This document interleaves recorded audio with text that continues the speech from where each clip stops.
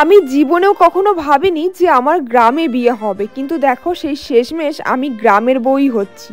আমাদের সাথে কিন্তু এরকম কিছুই হয় যেটা আমরা ভাবতে পারি। আর আমি সবসময় এটা ভাবতাম যে আমার ভিডিও করাটা মনে হয় আমার শ্বশুরবাড়ির লোক কোনোভাবেই মেনে নেবে না, তখন আমার কি হবে। কিন্তু দেখো ওরা কিন্তু এই ভিডিও নিয়ে কিছু ভাবেও না, এমনকি কোনো প্রবলেমও নেই, ওরা এই সমস্ত কিছু ভালোই বাসে। তো সত্যি আমাদের লাইফে কিন্তু এরকম কিছুই হয়, মানে আমরা যেটা ভাবি সেটা হয় না, আর যেটা হয় সেটা আমরা কখনোই ভাবতে পারি না। তাই আমার মনে হয় লাইফের সব কিছুই ভগবানের হাতেই ছেড়ে দেওয়া উচিত, আমাদের কর্ম করে যাওয়া উচিত। যাই হোক, এই কথাগুলো বলছি কেন তোমরা বুঝতেই পারছো যে গৃহপ্রবেশের দিন ব্লগটা তোমাদের সাথে র্যান্ডামলি ছেড়ে দিয়েছি, বাট সেইভাবে আমার মনের ফিলিংস বা কত কি করতে হয়েছে আমাদের এই অবধি আসতে সেটাও তোমাদের সেইভাবে শেয়ার করিনি, একটু আধটু ভিডিওতে শেয়ার করেছি। তোমরা কিছুটা হলেও জানো আমাদের যুদ্ধটা। যাই হোক, আমি এখন বলতে পারো অনেক খুশি, অনেক হ্যাপি আজকের এই দিনটা দেখতে পেয়ে। আর তোমাদের আরও একবার থ্যাঙ্কস জানাবো, কারণ তোমরা অনেক সাপোর্ট করেছো, অনেক পাশে ছিলে। তোমরা জানো যে এমন একটা পরিস্থিতি এসেছিলো যে টাইমে আমি অনেক ভেঙে পড়েছিলাম, সেগুলো তোমাদের সাথে অনেকবার বলেছি, অনেকবার ভিডিওতে বলেছি যে আমি ভিডিও করতে পারছি না, আমার মেন্টাল কন্ডিশন ভালো নেই। সমস্ত কিছু পরিস্থিতি মানে মেনে নিয়েও তোমাদের ভিডিও দিয়েছি। আর তোমরা যে প্রতিটা ভিডিও দেখেছো, এত ভালোবাসা দিয়েছো, প্রত্যেকদিন এত এত পজিটিভ কমেন্ট দিয়েছো, তার জন্য অনেক অনেক থ্যাঙ্কস। তো আজকে বলবো আজকের দিনটা একটা খুশির দিন। তোমরা আশা করি গৃহপ্রবেশের পুরো ব্লগটা দেখেছো, যারা দেখোনি পুরো ব্লগটা দেখে এসো। আজকে এইটুকু পার্ট তোমাদের সাথে শেয়ার করছি, কারণ বুঝতেই পারছো জীবনটা একটা পরিবর্তন হতে চলেছে সামনেই, মানে সামনেই আমার বিয়ে তোমরা জানো। আর এখন আমি তোমাদের জন্য কিন্তু ডেলি ডেলি ব্লগ দিচ্ছি। তো আজকের ব্লগটা একটা অন্যরকম ব্লগ আছে, স্টার্টিংটা এইভাবে করলাম। তোমরা জানো আমি কিছুদিন ধরে কলকাতায় আছি।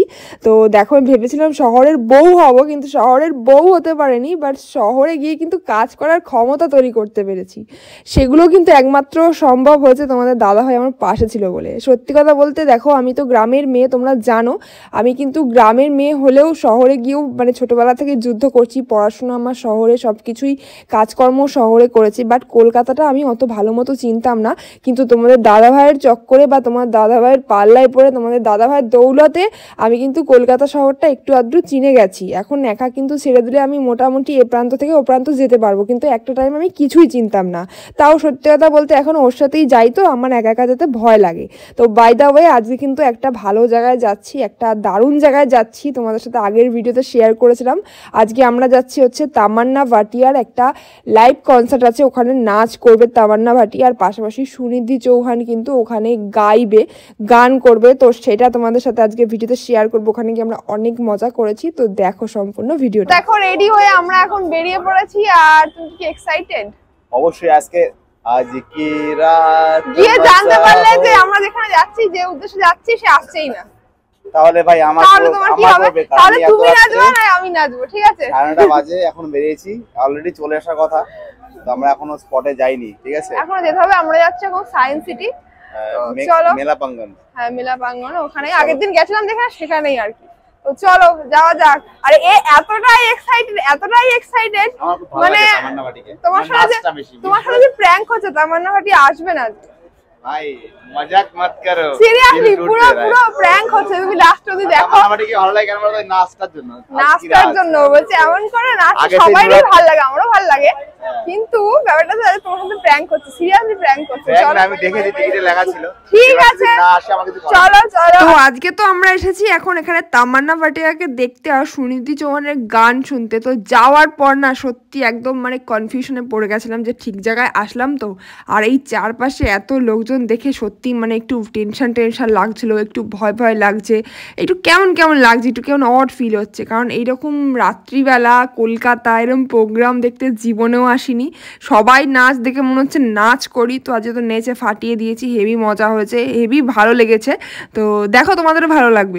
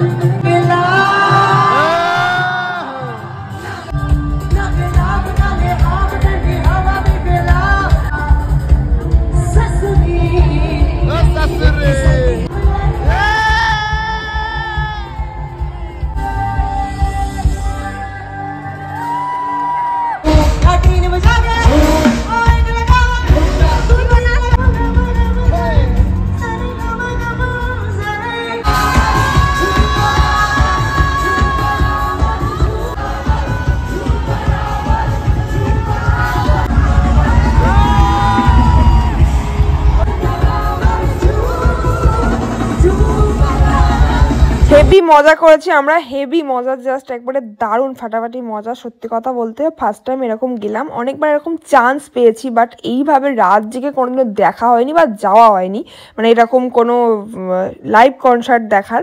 তো ভীষণ ভালো লাগলো, আর এত ভালো গান গাইছিল মানে কি বলবো, আর সাথে সাথে মানে নাচ করছিল। মানে সুনিধি চৌহানের গান তো প্রচুর ফেমাস, প্রচুর গান রয়েছে ফেমাস ফেমাস গান, তো এগুলো সামনে থেকে লাইভ দেখতে পেলাম, সিরিয়াসলি ভীষণ ভালো লাগলো। আর বললাম এরকম সুযোগ অনেক পেয়েছি, বাট সত্যি কথা বলতে যাওয়া হয়নি। তো প্রচণ্ড খিদে পেয়েছিল, রাত হয়ে গেছিলো। তো দেখো বিরিয়ানি কিনেছি, আর মানে গলা কেটে পুরো দাম নিয়ে নিয়েছে 40 টাকা দিয়ে। এখানে জল কিনেছি, এইটুকু জল 500 জল 40 টাকা। যাই হোক খিদে পেয়েছিল প্রচণ্ড, যা পেয়েছি তাই খেয়ে নিয়েছি। তো খাওয়ার পর একটা আজকে বিরাট বড় প্রবলেম হয়ে গেছিলো রাত দুপুরে। রাতের কলকাতা যে এত জ্যাম হয় সিরিয়াসলি জানতাম না। বাড়ি যাওয়ার তো কোনো উপায় নেই, ভোরবেলা সেই বাড়ি যাব, তো একটা বিরাট প্রবলেমে পড়ে গেছিলাম। তো গাইজ আমরা আজকে এসেছিলাম এখন তামান্না ভাটিয়াকে দেখতে, আর এসে একটা প্রবলেমে আমরা ফেসে গেছি। একে তো খাবার নেই, জল নেই, কিছু পাওয়া যাচ্ছে না, এখন রাত 1টা বাজে। তাই এই যে আমারই কামড়ায়, আর প্রবলেমটা সলিউশন করছে আমার বর। এখন মোটামুটি সারা রাত আমরা এখানে থাকবো, কারণ এখানে কোনো ট্রেনও নেই, রাতে ফেরার কোনো ট্রেনও নেই। কি গো, তুমি যেটা অর্ডার করেছিলে আসলো? অ্যাকচুয়ালি প্রবলেমটা আমারই হয়েছে, তো একটা জিনিস অর্ডার করছি ব্লিঙ্কিটে, যাই না আসবে কিনা, দেখা যাক কি হয়। কি গো সোনা, তোমার কি হলো? তুমি তামান্না ভাটিয়াকে দেখতে পেলে? তামান্না ভাটিয়ার পিছনটাও দেখতে পারিনি জানো বন্ধুরা। ভেবেছিল একটু নাচ ফাচ দেখবে, দেখেছে অনেক দূর থেকে, কিন্তু খুব মনে কষ্ট, যে উদ্দেশ্যে গেছিল হলো না, মধ্যখানে একটা ঝামেলা হয়ে গেল। তারপরে তোমার শরীর খারাপ হয়ে গেল, কি করব, কি আর করা যাবে। তা আমরা এখন ভোরবেলা বাড়ি ফিরছি আমাদের এই প্রোগ্রাম দেখে। এখন ট্রেন কখন ছাড়বে জানি না, ট্রেনে বসে আছি। আর ইতিমধ্যে আমার খুব বিরাট বড় একটা প্রবলেম হয়ে গেছে, প্রবলেমে ফেসে আর কি পুরো তামান্না ভাটিয়া সই ম্যাচাকার হয়ে গেল।